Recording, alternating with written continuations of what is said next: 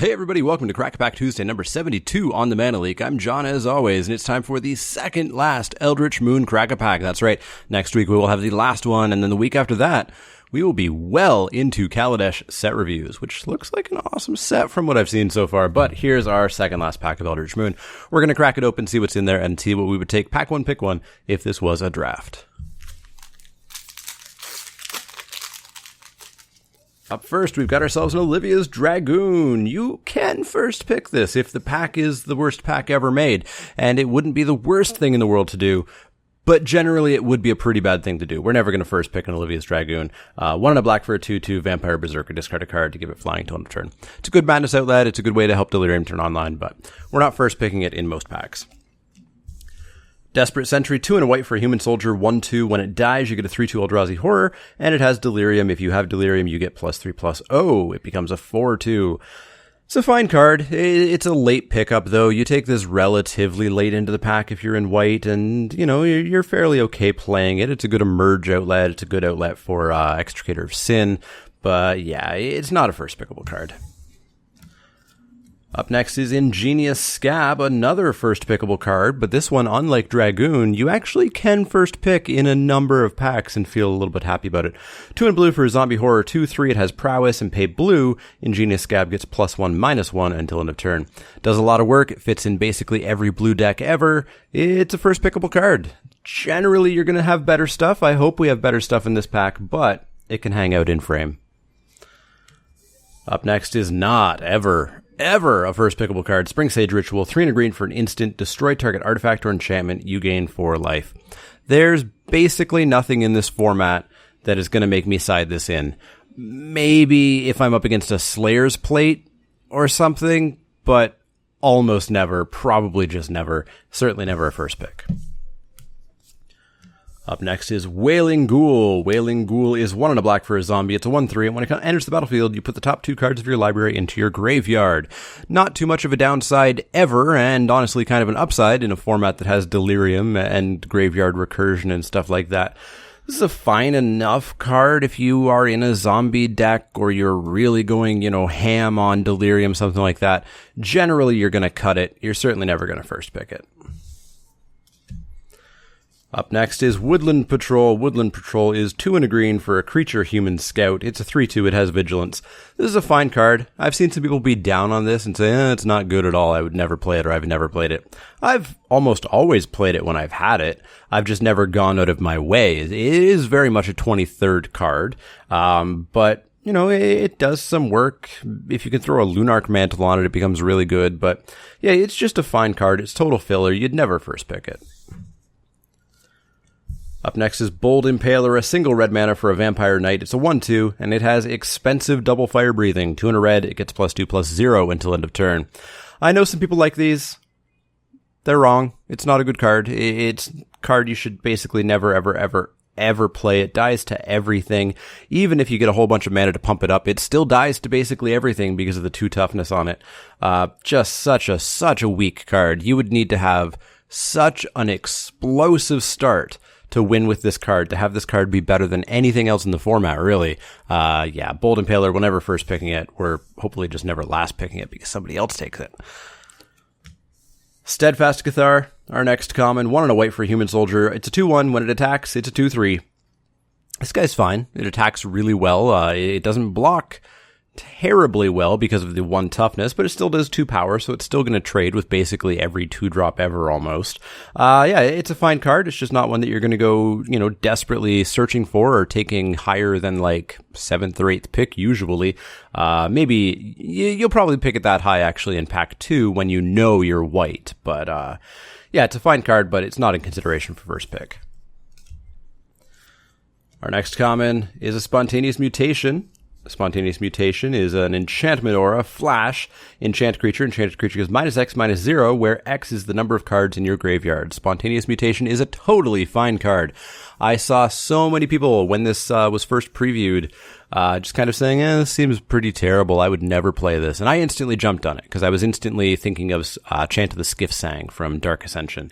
And yeah, thankfully people learned. This is actually a pretty solid card. You will play probably every copy of this you have, and you'll pick it relatively highly. It's not removal, no, but it's still pretty darn good. It's some of the best removal that blue tends to get. Yes, blue does have better removal, but this is still pretty solid.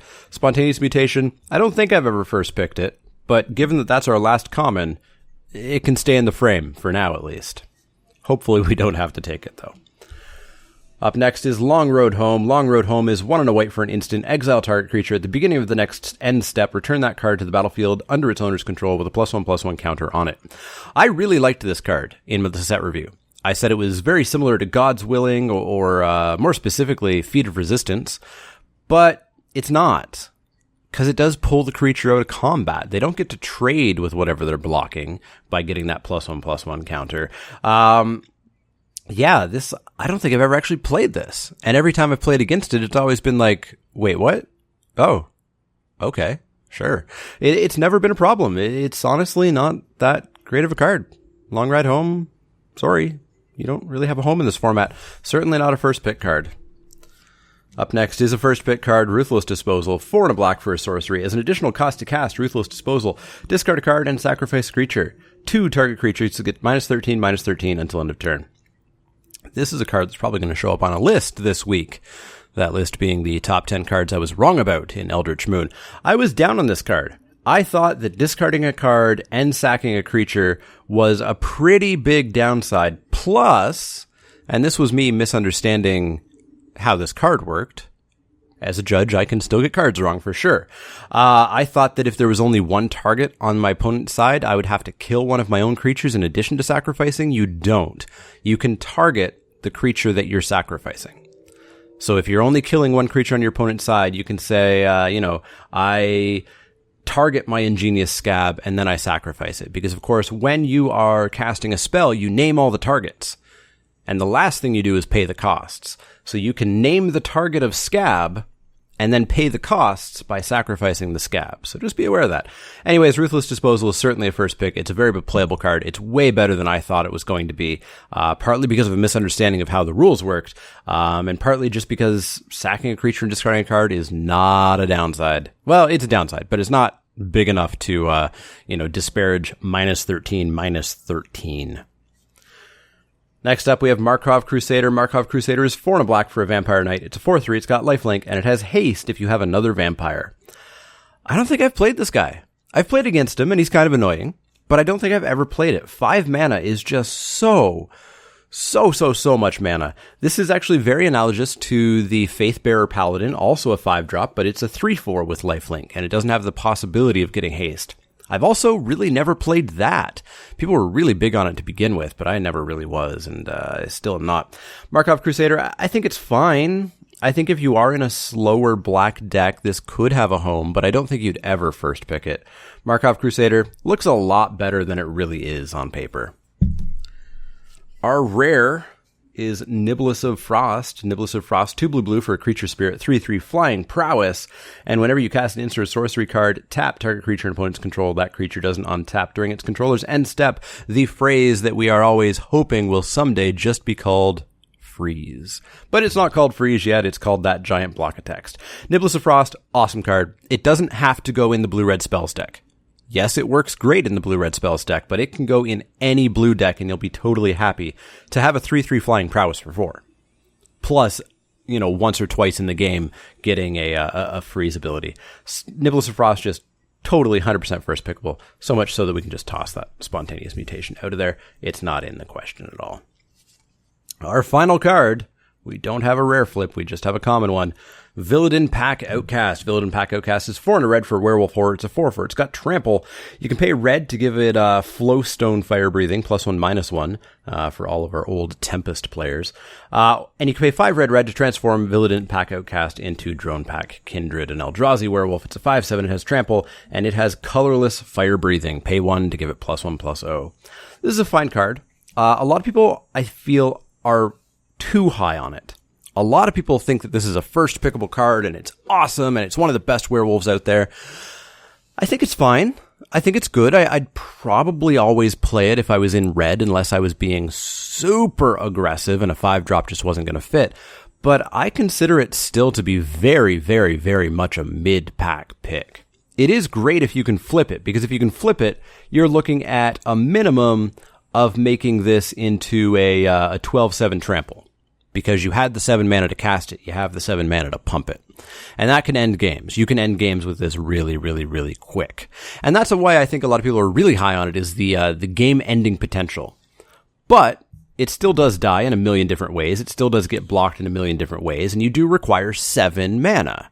And 7 mana is an awful lot of mana. So I don't think Villian Pack Outcast is ever first pickable. And I don't think it's quite as good as a lot of people hype it up to be. I think it's good. I think it's good. I don't think it's amazing. So, out of the question. My 3 first picks are Nibblers of Frost, Ruthless Disposal, and Ingenious Scav. I think all 3 are definitely in consideration. I wouldn't really fault anybody for taking any one of them, but I'm going to take Nibblers of Frost. All 3 go in every deck. This one just has such a bigger upside than the other 2, though. 3/3 flyer for 4 is just going to win a lot of games on its own. And if you can load up a little bit on spells, and if you can actually go blue-red spells, you're going to be in a very good spot. So Nibblers of Frost, my number 1 pick. What would your pick have been? Would it have been Ingenious Scav, Ruthless Disposal, something else? Let me know in the comments down below and in the poll in the top right-hand corner.